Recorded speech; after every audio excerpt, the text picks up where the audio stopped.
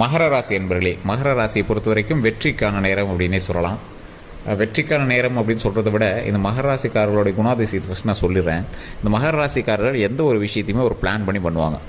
எந்த ஒரு விஷயம் பண்ணாலும் அதில் ஏதாவது ஒரு பேக்கப் கண்டிப்பாக இவங்களுக்கு இருக்கணும் அப்படின்னு நினைப்பாங்க. இவங்களோட சேவிங்ஸாக இருக்கட்டும், இவங்க வாங்கக்கூடிய கடன்களாக இருக்கட்டும், இவங்க வாங்கக்கூடிய நிலங்களாக இருக்கட்டும், இவங்க செய்யக்கூடிய தொழில்களாக இருக்கட்டும், எதுக்குமே ஒரு பேக்கப் இருக்கணும். அடுத்த மாதம் நம்ம என்ன பண்ண போகிறோம், லைஃப் ஃபுல்லாக என்ன பண்ண போகிறோம் அப்படின்னு முன்னாடியே ப்ரீ பிளானோடு இருப்பாங்க. ஒரு இளகிய மனம் கொண்ட ராசி, அதிகமாக ஜோதிடத்தை ஒரு சயின்ஸாக பார்க்கக்கூடிய ராசி, இறைவனை கண்டிப்பாக வணங்கக்கூடிய ஒரு ராசி, ஆன்மீக ரீதியாக இவங்க வந்து ப்ளஸ் பாயிண்ட்டாக இருப்பாங்க. அதே மாதிரி அவங்களுடைய குடும்பத்துக்கு இவங்களால தான் வளர்ச்சி, குடும்பத்தை நல்லா பார்த்துக்கக்கூடிய ஒரு முக்கியமான ராசி. என்ன இருந்தாலும் ஒரு சின்ன விஷயத்துக்கு கூட மைண்டு போட்டு அப்செட் பண்ணிக்குவாங்க. எப்படி ஏதோ ஒரு சின்னதாக ஒரு இன்சிடென்ட் நடந்திருக்கும், அதை 3 நாளைக்கு உட்காந்து பேசிகிட்டு இருப்பாங்க. அதே மாதிரி எந்த ஒரு தேவையில்லாத இன்சிடென்ட்ஸுக்கு போய் இவங்க வந்து இன்வால்வ் ஆக மாட்டாங்க. நாம் ஒன்று நம்ம வேலை ஒன்று இருப்பாங்க. எந்த ஒரு ப்ராப்ளம் வரக்கூடாது அப்படிங்கிறதுல ரொம்ப எச்சரிக்கையாக இருப்பாங்க. தேவையில்லாத அம்புலகளுக்கு போகக்கூடாது, தேவையில்லாத யார்ட்டையும் சண்டைக்கு போகக்கூடாது, நாம் ஒன்று நம்ம பொழப்புன்னு இருக்கணும், நம்ம ஒரு டீசெண்டான லைஃப்பை வாழணும் அப்படின்னு வாழ்கிறதுல ஒரு முக்கியமான ராசி இந்த மகர ராசி. இந்த மகர ராசியை பொறுத்த வரைக்கும் இப்போ கடந்த ஒரு 3 வருட காலங்களாக சில இழப்புகளை சந்தித்து ஒரு வரவை சந்திச்சிருப்பாங்க. அதாவது யாரோ ஒருத்தர் சில இழப்புகளை பார்த்துருப்பாங்க. அதற்கு பிறகு திருமணமோ அல்லது குழந்தை பிறப்போ அது கண்டிப்பாக நடந்திருக்கும்.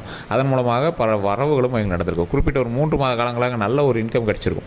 அந்த இன்கமில் வந்து பழசை விட கம்பேர் பண்ணும்போது ஓரளவுக்கு இன்கம் அதிகமாக இருந்திருக்கும். சடனாக அந்த இன்கம் வந்து இறங்கி ஏறி இருக்கும். சார் என்ன பண்ணனே தெரியல சார், ஒரு 3 மாதம் நல்ல கிரகம் நல்லா வேலை செஞ்சு நல்ல பணம் வர இருந்தது அப்படின்னு இருந்திருப்பாங்க. இனி வரக்கூடிய காலங்களிலே ஓரளவுக்கு வந்து கொஞ்சம் பரவாயில்லையாக தான் இருக்குங்க. பண வரவும் அதற்கு தகுந்த செலவும் உங்களுக்கு இருந்துட்டு தான் இருந்திருக்கும். இருந்தாலும் ஓரளவுக்கு பேக்கப் அண்ட் சேவிங்ஸ் வந்து நீங்கள் வச்சுட்டு தான் இருப்பீங்க. இப்படி இருக்கிற ராசிக்கு குறிப்பிட்ட காலகட்டங்களில் உங்களுக்கு ஒரு முக்கியமான விஷயம் இன்சிடென்ட்ஸ் இருக்குதுங்க. அது தெரிஞ்சுக்கணும் அப்படின்னா நம்ம சேனலை ஃபாலோ பண்ணிக்கோங்க, சப்ஸ்கிரைப் பண்ணிக்கோங்க. அப்படியே அந்த வீடியோ முழுசாக பாருங்கள். அதில் ஃபுல் விஷயங்கள் நான் எல்லாமே சொல்கிறேன். பக்கத்தில் பெல் பட்டனையும் மறக்காம ப்ரெஸ் பண்ணிக்கோங்க. அதில் ஆல் அப்படிங்கிறத கிளிக் பண்ணிக்கோங்க. அப்போ தான் உடனுக்குடன் நோட்டிஃபிகேஷன் வந்து சேரும்.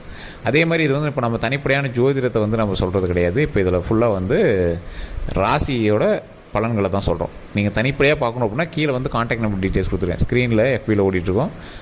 யூடியூப்பில் பார்த்துருக்கீங்க அப்படின்னா டிஸ்கிரிப்ஷனில் இருக்கும். கண்டிப்பாக அந்த நம்பருக்கு ஃபோன் பண்ணுங்கள். உங்களுடைய ப்ராப்ளம் எதுவாக இருந்தாலும் நம்ம வந்து சால்வ் பண்ணி தரோம். இது பிரபலமான சில ஜோதிடர்களே வந்து கன்சல்ட் பண்ணிட்டு தான் இருக்காங்க. அதே மாதிரி அரசியல் பிரமுகர்களும் ஆக்ட்ரஸுமே இந்த ஜோதிடர்கிட்ட அவங்களுடைய பிரச்சனைகள் எல்லாமே சொல்லி சீக்கிரட்டாக அதோட ப்ராப்ளம் எல்லாமே சால்வ் பண்ணிட்டு தான் இருக்காங்க. உங்களுக்கு வேணும் அப்படின்னா நீங்கள் ஃபோன் பண்ணி உங்களுடைய ப்ராப்ளமை சால்வ் பண்ணிக்கலாம்.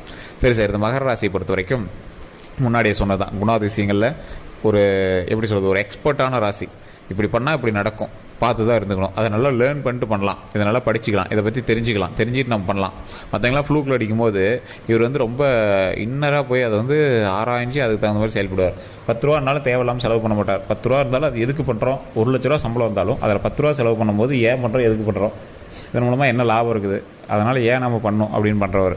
அதே மாதிரி குறிப்பிட்ட இடத்துல கொஞ்சம் சொகுசாக இருக்கிறதுக்காக செலவு பண்ணுறவர். அந்த சொகுசுலேயுமே ரொம்ப கச்சிதமாக பண்ணணும் அப்படின்னு நினைக்கக்கூடியவர். அதே மாதிரி தாய் தந்தையருக்கு நல்லா பார்த்துக்கணும் அப்படின்னு நினைக்கிறவர். தந்தையோட மருத்துவ செலவுகளுக்கு அதிகமாக செலவு பண்ணியிருப்பீங்க. தாயோடைய கல்வி செலவு, இந்த உடல் ரீதியான செலவுகளுக்கு அதிகமாக செலவு பண்ணியிருப்பீங்க. ஆடம்பரமாக நகைகள் எல்லாமே வாங்கி கொடுத்துருப்பீங்க. ஸோ இந்த மாதிரி இருக்கக்கூடிய ஒரு நேரத்தில் இந்த ராசியை பொறுத்த வரைக்கும் குழந்தைகளுக்கு, அதே மாதிரி தாய் தந்தையருக்கு உடல் ரீதியான விஷயங்களை, குடும்பத்தில் இருக்கிறவங்களுக்கு உடல் ரீதியான விஷயங்களை சின்ன சின்ன கவனம் தேவை. அதே மாதிரி நீங்கள் ப்ராப்பர்ட்டி வாங்குறீங்க அப்படின்னா சில மகர ராசியை பொறுத்த வரைக்கும் சிலருக்கு லேண்டு செட்டே ஆகாது. அப்படி செட் ஆச்சு அப்படின்னாலும் அதை அடிக்கடி மாற்றிட்டே தான் இருப்பீங்க. பூர்வீக சொத்துக்களும் ஓரளவுக்கு உங்களுக்கு கொஞ்சம் ஒரு ஆப்போசிட்டாக தான் இருக்கும். அண்ணன் தம்பிங்க இருக்காங்க அப்படிங்கிற பட்சத்தில் அவங்களே வந்து உங்களுக்கு எதிர்பார்த்தா நிற்பாங்க. அந்த சொத்து இவனுக்கு, இந்த சொத்து அவனுக்கு, நான் இவ்வளோ பணம் போட்டேன் அவ்வளோ பணம் போட்டேன், தேவையில்லாத சண்டை சச்சரவுகள், நண்பர்களிடையே தேவையில்லாத பகைகள். ஆனால் நண்பர்கள் வட்டாரமும் உங்களுக்கு அதிகமாக இருக்கும். அதிகமாக ரொம்ப க்ளோஸாகவும் இருக்க மாட்டீங்க. குறிப்பிட்ட இடத்துல பேசுவீங்க, பழகுவீங்க, அவ்வளோதான், அவன் அப்படி தான், இவன் அப்படி தான் அப்படிங்கிற மாதிரி போயிடுவீங்க. இந்த ராசியை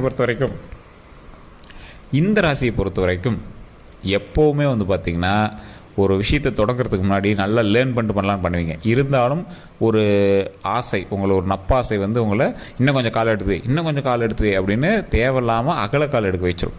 அகலக்கால் எடுக்கும் போது என்னது, பின்னாடி காலம் மறுபடியும் எடுத்து அதோடு வைக்கிறதுக்கு கொஞ்சம் ஸ்ட்ரகிள் பண்ணி தான் வச்சாகணும். ஏதாவது ஒரு புடிமானம் இருந்தால் தான் உங்களால் கரெக்டாகவே நிற்க முடியுங்கிற ரேஞ்சு கொண்டு வந்து எடுத்தோம். ஸோ அதனால் கொஞ்சம் பார்த்து பக்குவமாக அகலக்கால் வைக்காமல் ஸ்டெப் எடுத்து வச்சிங்க அப்படின்னா அதிகமான நன்மைகள் இருக்குது. அந்த அதிகமான நன்மைகள் இருக்கக்கூடிய நேரத்தில் கூட நீங்கள் என்ன பண்ணணும் அப்படிங்கிறத நம்ம தெளிவாக சொல்கிறோம், கேட்டுக்கோங்க. நீங்கள் வணங்க வேண்டிய தெய்வம் திருப்பதி ஏழுமலையான். திருப்பதி ஏழுமலையான் வணங்கினா எப்படி சார், என்ன பிரச்சனையிலேருந்து சால்வ் ஆகலாம் சார்? திருப்பதி ஏழுமலையான் தான் உங்களுக்கு எப்போவுமே ஃபேவரட் கார்டு. மகர ராசியை பொறுத்த வரைக்கும் திருப்பதி ஏழுமலையான் நீங்கள் வணங்குனீங்க அப்படின்னா மிகப்பெரிய நன்மைகள் இருக்குது. உங்களோட ராசியில் நீங்களே பார்த்துக்கல, அதிகமாக நீங்கள் வந்து திருப்பதி கோயிலுக்கு போயிட்டு வரணும் அப்படிங்கிற உங்களுடைய எண்ணமும் அதிகமாக தோன்றும். உங்களுக்கு ஒரு பாசிட்டிவ் வைப்பு கிடைக்கிறதுக்கும் உங்களுக்கு அது ஒரு மிகப்பெரிய ஒரு புள்ளியாகவும் அமைஞ்சிருக்கும்.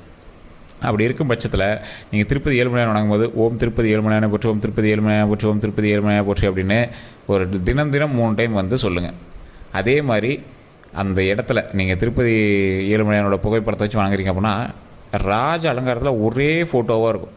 அந்த மாதிரி ஒரு புகைப்படத்தை வாங்கி நீங்கள் வச்சு வணங்குங்க. அப்படி வணங்கும் போது 11 முறை நீங்கள் வந்து சொல்லுங்கள். திருப்பதி ஏழுமலையானுடைய புகைப்படத்தை பார்த்து வணங்கும் போது 11 முறையும், நீங்கள் ஃப்ரீயாக இருக்கும்போது 3 டைமும் சொன்னீங்க அப்படின்னாவே உங்களுக்கு மிகப்பெரிய நன்மை கிடைக்கும். கமெண்ட் செக்ஷனில் மறக்காமல் ஓம் திருப்பதி ஏழுமலையானே போற்றி அப்படின்னு 3 டைம் கமெண்ட் பண்ணுங்கள். இது ஏன் சார் இதை தினம் சொல்லணும், அதனால் என்ன பலன், என்ன கிடைக்க போகுது, அது என்ன மந்திரமும் கிடையாது, சாமி பேர் தானே. ஓம் அப்படிங்கிறது பிரபஞ்ச வார்த்தை. உலகம் தோன்றும் போது ஓம் என்று ஒளியோடு உருவானது அப்படிங்கிறது நார்மலான ஒரு பஞ்சாங்க ரீதியான ஒரு உண்மை. The world starts with the word home அப்படிங்கிறது பிக் பேங் தியரி. அதாவது 2 சொல்லக்கூடிய ஒரே விஷயம் ஓம் அப்படிங்கிற ஒரு வார்த்தை தான். இந்த வார்த்தையை சொல்லி திருப்பதி ஏழுமலையானுடைய பெயரை சொல்லி போற்றி அப்படின்னு அவர்கிட்ட வணங்கிட்டு அதற்கு பிறகு நமக்கு என்ன தேவையோ அதை வணங்கும் போது அது ஆட்டோமேட்டிக்காக கடவுள் வந்து பிரபஞ்சத்தோடு இணைச்சி அதற்கான எனர்ஜியை நம்ம கொடுப்பாரு. நம்ம செய்யக்கூடிய விஷயங்கள் ஒரே நேர்கோட்டில் நம்ம நடக்கும்போது, அதாவது எனக்கு இதுதான் வேணும் அப்படின்னு நம்ம நடக்கும்போது கண்டிப்பாக நம்ம நினச்சதை நடத்தி கொடுப்பார். அதாவது attraction of law of attraction சொல்லுவாங்க பார்த்தீங்களா, அந்த மாதிரி அதை நடத்துவதற்கு சரியான எனர்ஜியும் சரியான வழி நடத்தையும் கொடுக்கறதுக்கு இறை வழிபாடு கண்டிப்பாக தேவைன்னு சொல்கிறது இதுக்கு தான். அந்த ஓம் அப்படிங்கிற வார்த்தை தான் எல்லா வார்த்தையிலையும் அமைஞ்சிருக்கும். ஸோ சிங்க்ரோனைஸ் பண்ணி பார்க்கும்போது 7 ஹெட்ஸு. அது மட்டும் இல்லாமல் அந்த ஓம் அப்படிங்கிற பிரபஞ்ச வார்த்தை ஈர்ப்புடைய வார்த்தை. எல்லா இடத்துலையும் ஓம், எல்லா இடத்துலையும் ஓம். கிறிஸ்துவர்கள் ஆமேன் அப்படின்னு சொல்கிறாங்க, அது சிங்க்ரோனைஸ் பண்ணால் ஹோம்னு வருது. ஸோ எல்லா இடத்துலையும் ஓம். ஸோ அந்த ஓம் அப்படிங்கிற வார்த்தைக்கு அவ்வளோ பிரபலமான அவ்வளோ ஒரு பாசிட்டிவ் வைப் இருக்குது. அதை நீங்கள் சொல்லி பாருங்கள், கண்டிப்பாக உங்களுக்கே தெரியும். அதே மாதிரி இந்த ராசியை பொறுத்த வரைக்கும் தயிர் சாதம் அன்னதானமாக கொடுங்க. ஒரு 10 பேர் 15 பேருக்கு முடிஞ்சால் மாதத்தில் ஒரு டைம் நீங்கள் வீட்லேயே குக்கரில் சாப்பாடு வச்சு தயிரை மிக்ஸ் பண்ணி ஒரு 10-15 பேர் சின்னதாக ஒரு கப்பில் ஒரு பாக்கு மட்டையிலையோ இல்லை ஏதோ ஒரு இலையிலையோ கொஞ்சம் கட் பண்ணி அவங்க சாப்பிட்ற இடத்துல கோயில்லையோ இல்லை ஏதாவது ஒரு இடத்துல உட்காந்துருக்காங்க, வயசான உட்காந்துருக்காங்கன்னா அந்த இடத்துல ஒரு 10 பேர்த்துக்கு சாப்பாடு கொடுங்க. சார் ஒரு பொட்டலமாக வாங்கி தர முடியல, சின்னதாக ஒரு தட்டத்தில் ஒரு பிளாஸ்டிக் பேப்பரில், சாரி பிளாஸ்டிக்னு சொல்கிறேன் பாருங்கள், இலையில் ஏதோ ஒரு இடத்துல ஒரு 10 பேர்த்துக்கு கொஞ்சம் ஒரு கரண்டியில் வலிச்சு கூட கொடுங்க. அது ரொம்ப நல்லதுங்க. உங்களோட கையால் தயிர் சாதம் வாங்கி ஒருத்தர் சாப்பிட்றாங்க அப்படின்னா இன்றைக்கி உங்களுடைய ப்ராப்ளம் சால்வ் அப்படின்னு அர்த்தம். மாதத்தில் ஒரு டைமாவது கொடுங்க. அதோடைய பலன் நீங்கள் அடுத்த வீடியோ பார்க்கும்போது உங்களுக்கே தெரிஞ்சிருக்கும். நீங்களே கமெண்ட் செக்ஷனில் வந்து சொல்லுவீங்க, சார் ஆமாம் சார் ஒரு தயிர் சாதத்துக்கு இவ்வளோ வேல்யூ இருக்குன்னு எனக்கு தெரியாமல் போச்சு அப்படின்னு நீங்களே சொல்லுவீங்க. அதே மாதிரி கையில் எப்போவுமே ஒரு எலுமிச்சம்பழம் வச்சுருங்க. அந்த எலுமிச்சம்பழம் உங்களுடைய குலதெய்வ கோயிலேருந்து எடுத்துகிட்டு வந்த ஒரு பழமாக இருக்கணும். ஏன்னா உங்களுக்கு கந்திஷ்டிகளும் அதிகமாக இருக்குது, அது உங்களுக்கே தெரியவும் இருக்குது. நீங்கள் உங்களுடைய வளர்ச்சி ஓரளவுக்கு வளர்ந்துட்டு வர உங்களுடைய கந்திஷ்டிகளும் அதிகமாகிட்டுருக்கு.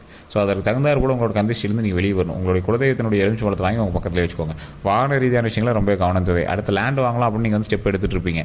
பழைய லேண்டு மாற்றிட்டு இந்த லேண்டு வாங்கலாம் அப்படின்னு கொஞ்சம் கடன் வாங்கியாவது வாங்கிக்கலாம் அப்படின்னு ஸ்டெப் எடுத்துகிட்டு இருப்பீங்க.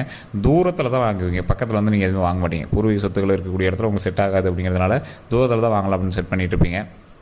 அதற்கு தகுந்தாறு போல் நீங்கள் வந்து ஸ்டெப் எடுத்துகிட்டு இருக்கீங்க அப்படின்னா அதற்கான பாசிட்டிவான நேரம் இது அமையுது அப்படின்னு சொல்லலாம்.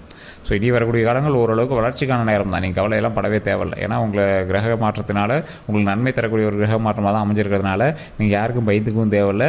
நீங்கள் ஸ்டெப் எடுக்கும்போது கொஞ்சம் பார்த்து கவனமாக ஸ்டெப் எடுத்தீங்க அப்படின்னாவே போதுமானதாக இருக்குது. டாக்குமெண்ட் ரீதியான விஷயங்கள் ரொம்ப கவனம் தேவை. அப்ரூவலாக இருக்குது அப்படி இப்படின்னு பார்த்துட்டு பண்ணுங்கள். தேவையில்லாத கமிஷன்ஸில் மாட்டிக்காதீங்க. அது இதுன்னு சொல்லி ஏதாவது பணத்தை வாங்கி லாக் பண்ணி விட்டு போகிறாங்க, அதை கொஞ்சம் தெளிவாக பார்த்துக்கோங்க. அதே மாதிரி முன்னெச்சரிக்கையாக எல்லா விஷயத்தையும் பார்க்கக்கூடிய நீங்கள் குறிப்பிட்ட இடங்களில் கொஞ்சம் சர்க்கிள்களை சந்திக்கிறதுக்கான நேரம் இருக்குது. அதாவது தேவையில்லாமல் இதை பார்க்கவே இல்லை அப்படின்னு சின்ன சர்க்கிள்கள் தான் இருக்கும். அதெல்லாம் நீங்கள் சமாளிச்சிக்கலாம். இருந்தாலும் அந்த இடத்துலையும் கொஞ்சம் கவனமாக இருந்திருந்தோம்னா பரவாயில்லையே அப்படின்னு நீங்கள் வந்து யோசிக்க வேண்டிய நேரம். ஸோ அதனால் கொஞ்சம் பார்த்து கவனமாக எல்லாத்தையும் செயல்படுங்க. அதே மாதிரி இந்த ராசியினரை பொறுத்த வரைக்கும் பெண்கள் ரீதியான விஷயத்தில் ரொம்ப கவனமாக இருக்கும். கெட்ட பேர் வராமல் இருக்கிறதுக்கு கொஞ்சம் பார்த்து பண்ணீங்க அப்படின்னா இதுக்கு மேலே எந்த ஒரு ப்ராப்ளமும் கிடையாதுங்க.